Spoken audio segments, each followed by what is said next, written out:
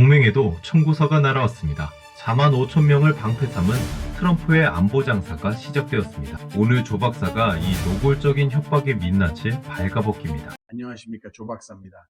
여러분, 동맹이라는 말 들으면 든든하십니까? 아니면 청구서가 먼저 떠오르십니까? 여러분 동네에도 꼭 이런 분 계시죠? 탑골공원 터줏대감이자 월남전 참전용사이신 김중사 어르신 말입니다. 평소에는 허허 웃으시던 분이 어제는 신문을 바닥에 내동댕이 치며 대노하고 계셨습니다. 김중사님 말씀이 딱 맞습니다.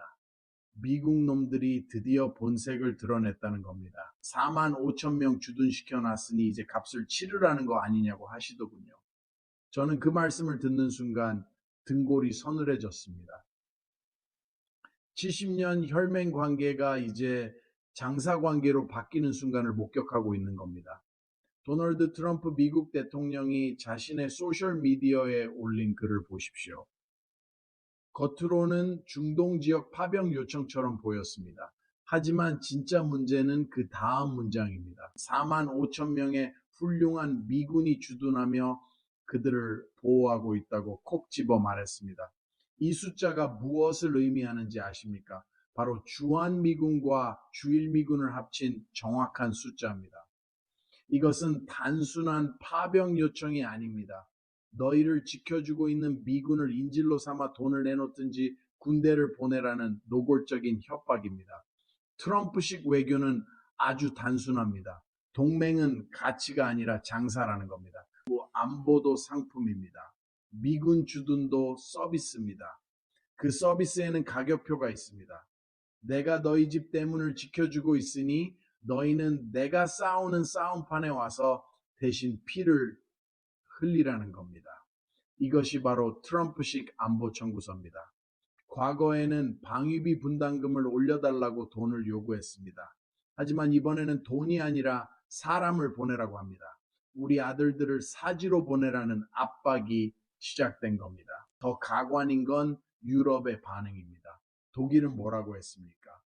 우리 전쟁이 아니라고 단칼에 선을 그었습니다.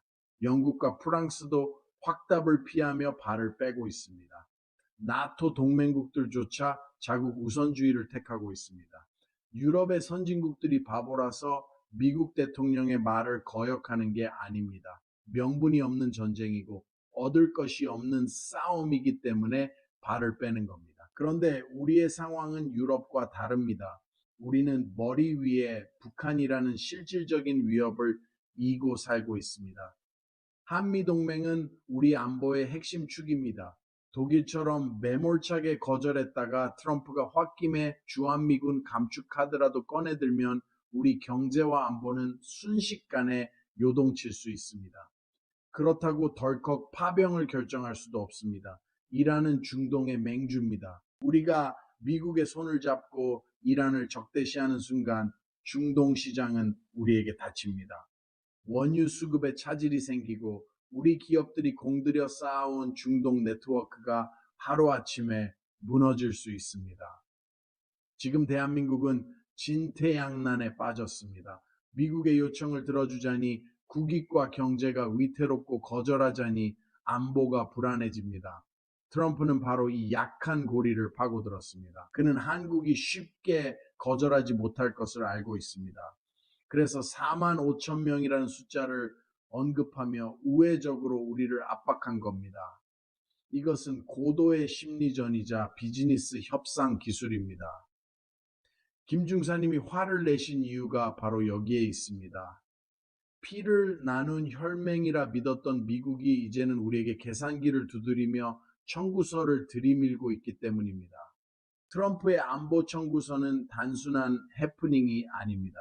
앞으로 4년 아니 10년 동안 반복해서 날아올 첫 송장입니다. 한국이 이 문제를 어떻게 처리하느냐에 따라 앞으로 나올 두 번째, 세 번째 청구서의 크기와 내용이 달라집니다. 우리는 지금 선택의 기로에 서 있습니다.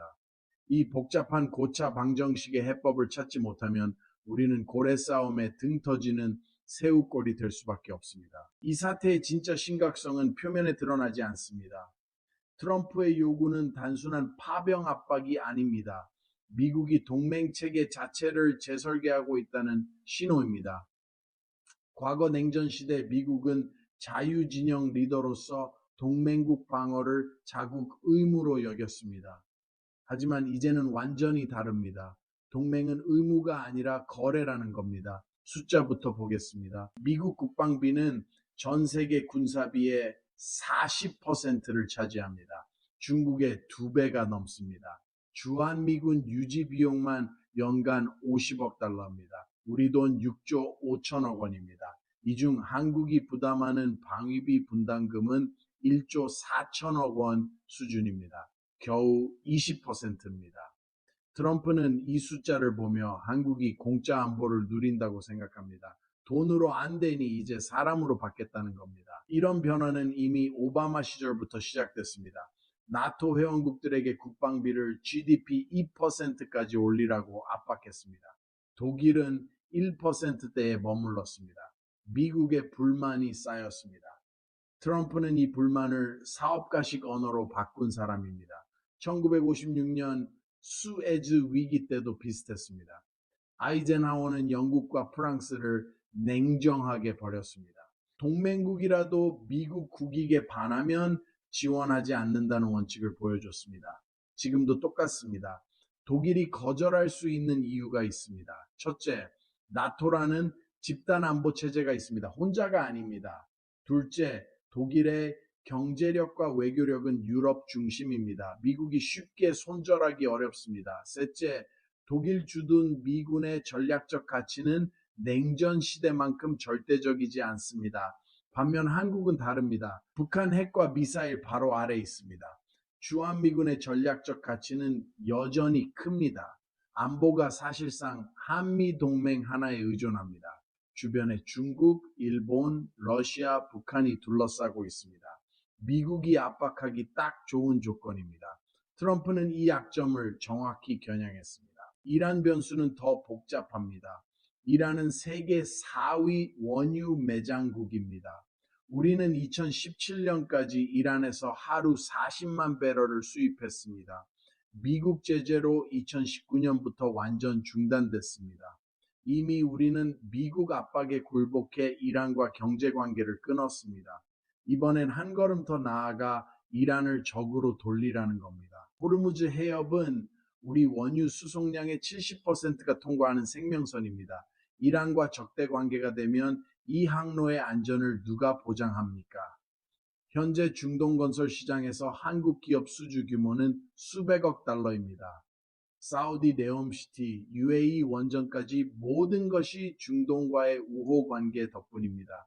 우리가 미국 편에 서서 이란 공격에 참여하면 중동 반미 감정이 한국에게도 향합니다. 아랍 국가들은 겉으로는 친미이지만 국민 정서는 반미입니다. 한국이 미국 앞잡이로 낙인 찍히는 순간 중동에서 퇴출당할 수 있습니다. 과거 사례를 보십시오. 1990년 걸프전 때 우리는 군대 대신 5억 달러 현금을 냈습니다. 결과는 어땠습니까? 돈은 돈대로 내고 외교적 존재감은 확보하지 못했습니다. 영국은 2003년 이라크 침공을 적극 지원했습니다. 영국군 101억 9명이 전사하고 수천억 파운드를 썼지만 얻은 건 없었습니다. 오히려 중동에서 영국 이미지만 추락했습니다. 유럽 국가들은 더 이상 미국 전쟁 게임에 놀아나지 않겠다는 겁니다. 숨은 허점이 있습니다. 우리는 한미 동맹을 거의 신앙처럼 대했습니다. 동맹의 구조와 비용 대비 효익을 냉정하게 따지는 토론이 부족했습니다. 안보를 절대선으로 올려놓고 얼마를 내든 무조건 따르는 정치가 반복됐습니다. 트럼프가 이 빈틈을 파고든 겁니다. 안보는 귀하니 얼마를 부르든 낼 거라고 생각하는 겁니다. 주한미군의 진짜 역할도 재검토해야 합니다. 과연 주한미군이 한국만을 위해 주둔합니까? 절대 아닙니다. 미국의 인도태평양 전략 핵심 거점입니다. 중국 견제, 러시아 압박, 일본 지원의 전진기지입니다.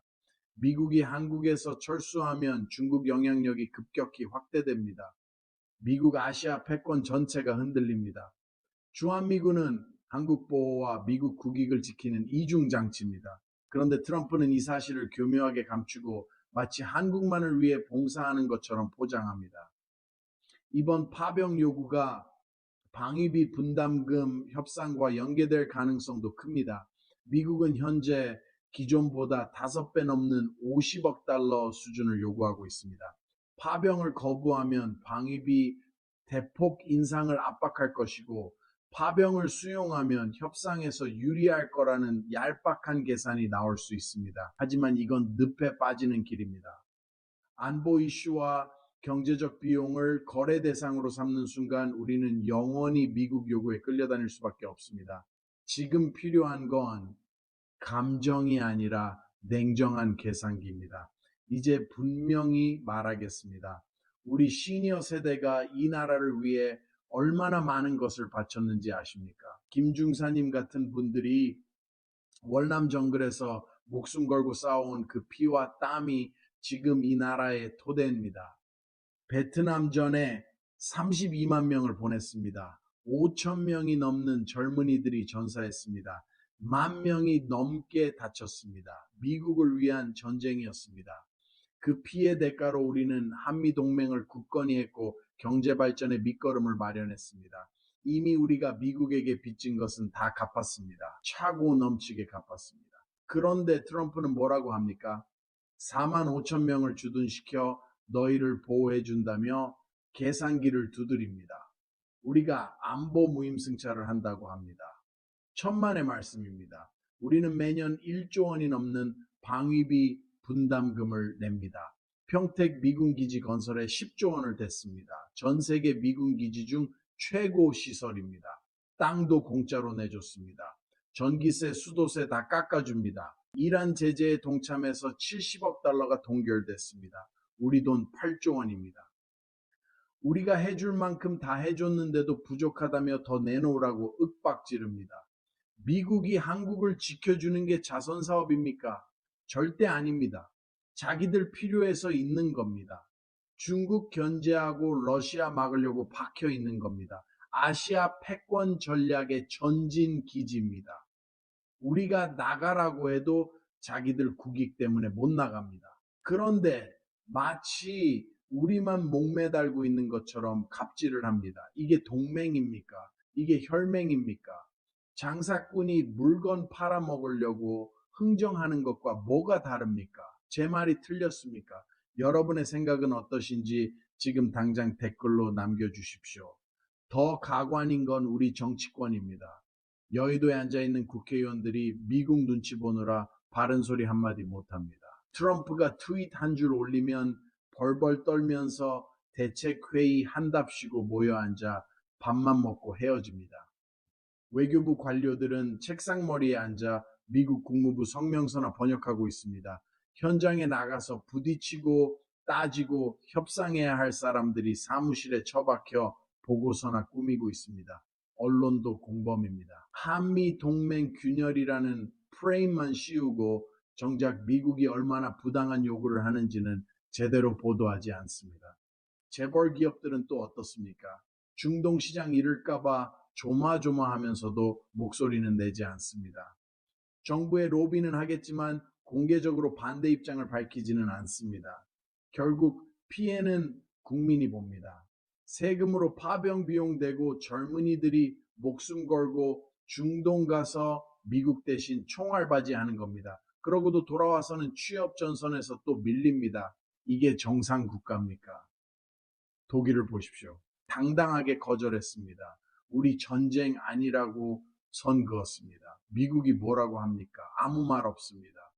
독일에는 명확한 원칙이 있기 때문입니다.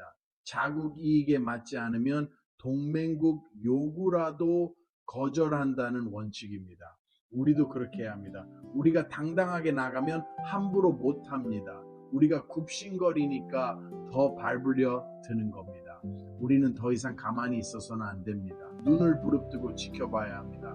정부가 어떻게 대응하는지, 정치인들이 무슨 짓을 하는지 똑똑히 감시해야 합니다. 잘못된 길로 가면 가차없이 회초리를 들어야 합니다. 그것이 우리 시니어 세대가 해야 할 마지막 의무입니다. 우리가 침묵하면 이 나라는 또다시 외세에 휘둘리는 굴욕의 역사를 반복할 것입니다. 대한민국은 미국의 52번째 주가 아닙니다. 주권 국가입니다. 우리 국민이 주인입니다. 정신 똑바로 차려야 합니다. 하지만 이제 잠시 숨을 고르고 근본으로 돌아가 보겠습니다. 탑골공원 김중사님, 이발소 정 원장님, 그리고 지금 이 영상을 보고 계신 전국의 시니어 여러분, 여러분이 흘린 피와 땀이 있었기에 대한민국은 여기까지 왔습니다. 폐허에서 맨손으로 공장을 세우고 논밭을 일구며 이 나라를 일으켜 세운 분들이 바로 여러분입니다. 독재를 무너뜨리고 외환 위기를 이겨내며 수많은 시련을 헤쳐온 진짜 영웅들입니다.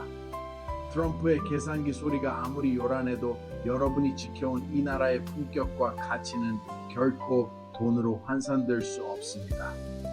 거친 풍파 속에서도 이 나라를 지켜온 진정한 영웅은 바로 여러분입니다.